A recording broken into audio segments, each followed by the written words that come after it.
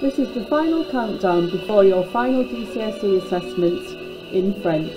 I'm going to talk to you about some of the strategies for success. This is how you can support your child's learning in French.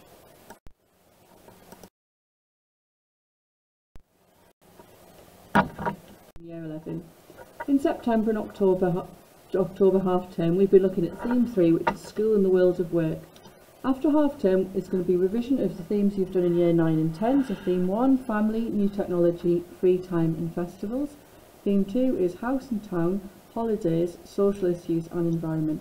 We'll also recover lots of the grammar topics and do some examples. What type of assessments are conducted in French in year 11? For 2021, there won't be a speaking assessment. In May and June, there'll be 3 examinations: listening, which is 35 minutes for foundation and 45 for higher. There is also a 5-minute built-in time for you to read through the questions before the recording begins. Reading is 45 minutes for foundation and 1 hour for higher. Writing is 1 hour and 5 minutes for foundation and 1 hour and 20 minutes for higher tier. Please note that the reading assessments have been given a little bit of extra time compared with last year, and you now have a choice of 3 questions to answer from instead of just 2. Here are some strategies to support learning in French. In lessons, use your knowledge organiser booklets to help you with grammar and vocab during the lesson. Keep an active record of new vocabulary in your vocabulary book. Strategies could be used to improve the retention of knowledge in French.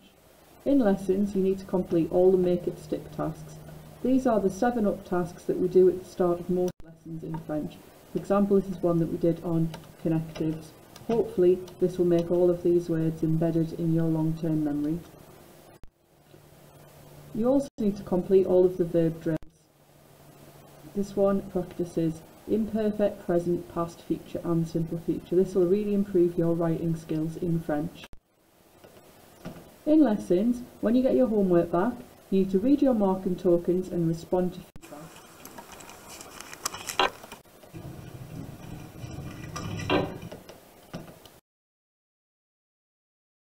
Here are some tips for studying effectively in French. At home, you can use GCSE Pod and Sam Learning, where you'll be set individualised tasks according to your own individual strengths and weaknesses. You can use the transcript and highlight it. You should try and make a note of key numbers and dates. It may help to write them down phonetically. Remember, it's not always what is said first, and be aware of synonyms. So they might say the word piscine, the swimming pool, but you're actually ticking the box that says natation, swimming. Be aware of distractors. That's where they might say what the brother likes doing or their sister rather than them, but the question actually says what do they like doing. And be aware of false friends. For example, the word car in French doesn't mean a car, it means a coat. For your reading exam, the key to doing well is vocabulary. Use Quizlet. You've all been set up with a Quizlet account, and it's got every single word on the new GCSE spec. Use this little and often. Revise for all your vocab tests that we do in class. Use your revision guide to practice reading. And again, same as listening, be aware of synonyms, distractors and false friends. For writing, you've been given what's called an avocado bookmark. Avocado is an acronym that stands for adjectives, verbs, opinions, connectives, adverbs, descriptions and originality. This is really important. So when you're doing your writing, think, have I included everything on the avocados? This is what they look like, in case you've forgotten. And another really useful skill for helping you do well at writing is to produce a mind map of each of the key themes or units that we're studying. Here's one I did earlier. And you can see how the different topics and subtopics connect with each other, and there's a lot of vocab that they have in common.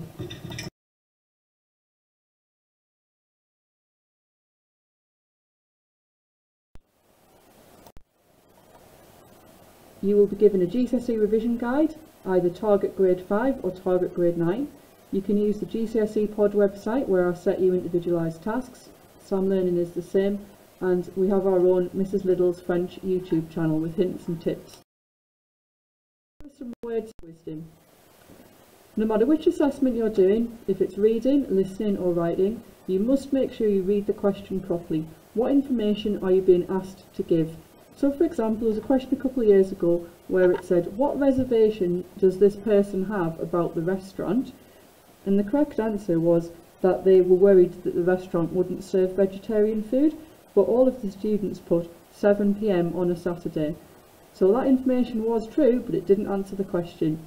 Make sure that you answer the question in French if it asks you to answer it in French, and you answer it in English if it asks you to answer it in English. There were several of you, when we did the baseline tests, that would have failed the reading assessment because you answered in the wrong language. So a rule of thumb is, if the question is asked in French, you probably have to answer it in French, and equally if the question is asked in English, you probably have to answer it in English. Ok, merci et bonne chance.